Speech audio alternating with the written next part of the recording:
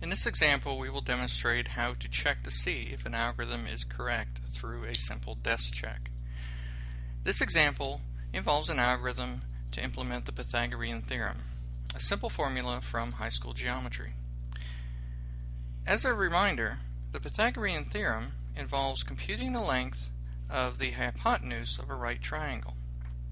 The hypotenuse of a right triangle can be computed from the formula c squared equals a squared plus b squared, where c is the length of the hypotenuse and a and b are the lengths of the other two sides of a right triangle. So how would we begin the task of writing a program to compute the length of a hypotenuse? Well, first we'd need to figure out a name for our algorithm, and that's easy. We'll call it Pythagorean theorem. Next, we'd want to consider what information we need to know in order to solve the problem. Well, the two things we would need to know are the lengths of the two sides that are not the hypotenuse. In this case, what we had called A and B. Those two things would be the inputs to our algorithm. The next thing we want to consider is, okay, what do we want this to produce? Well, given the Pythagorean theorem, we want to compute the length of the hypotenuse, what we called c. A final thing we'd want to consider is, well, are there any relevant formulas or other information which has a bearing on how we solve the problem? And indeed there are. We have one formula which is going to be applied in our algorithm, the Pythagorean theorem. C squared equals a squared plus b squared. Now that we have this information, we can begin to construct the algorithm.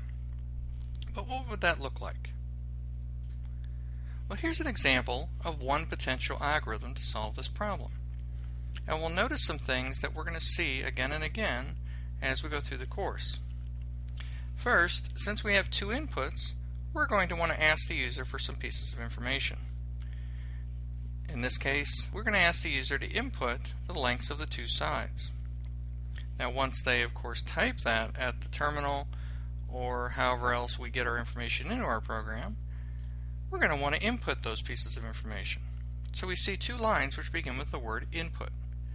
And at the end of those lines, in blue, we see the names of variables. These are temporary storage locations where we can stick the value that the user has entered. We also see one line at the very end that begins with the word output. And here's where we actually produce the result of the program, in this case the value of c.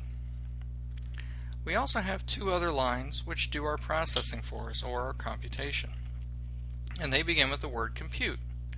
In this case, they do two simple math operations which allow us to compute the value that we care about, the length of the hypotenuse.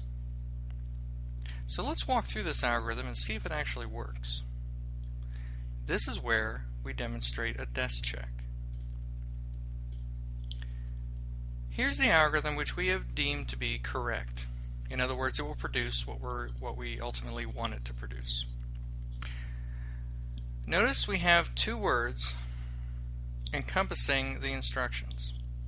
They begin with the word begin and they end with the word end. It's important to remember that all algorithms and computer programs have a logical beginning and a logical end. For any algorithm, we begin with the first instruction after the word begin. The first instruction says to ask the user to input the length of side A. This normally involves putting a message on the screen saying, please enter the length of side A. Next, we're going to input the length of side A. Normally this will involve the user typing a value using the keyboard and then hitting enter to send it to our program. When this happens, we take the value that the user's typed and it gets stored into our temporary storage. And we take note of that, which you can see at the bottom of the screen. This example assumes that the user has entered the value 3 for the length of side A. We then repeat this two-step process for the length of side B. And let's assume that the user types the value 4 to represent the length of side B. We take note of that. We write it down or otherwise take note of it as representing the value B. Next, now that we have A and B, we need to compute what c squared is using the Pythagorean theorem. This line that begins with the word compute will perform that operation. Now notice here we have another temporary storage location called c underscore squared.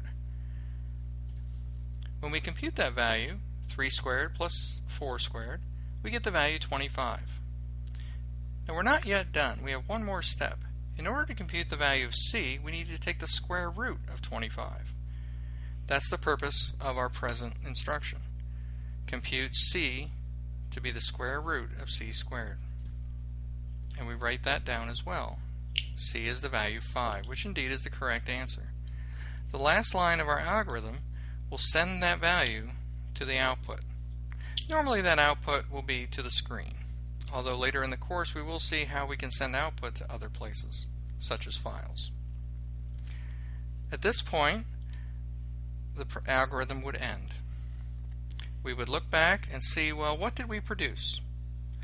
In our case, we produced the value 5, given the inputs 3 for A and 4 for B.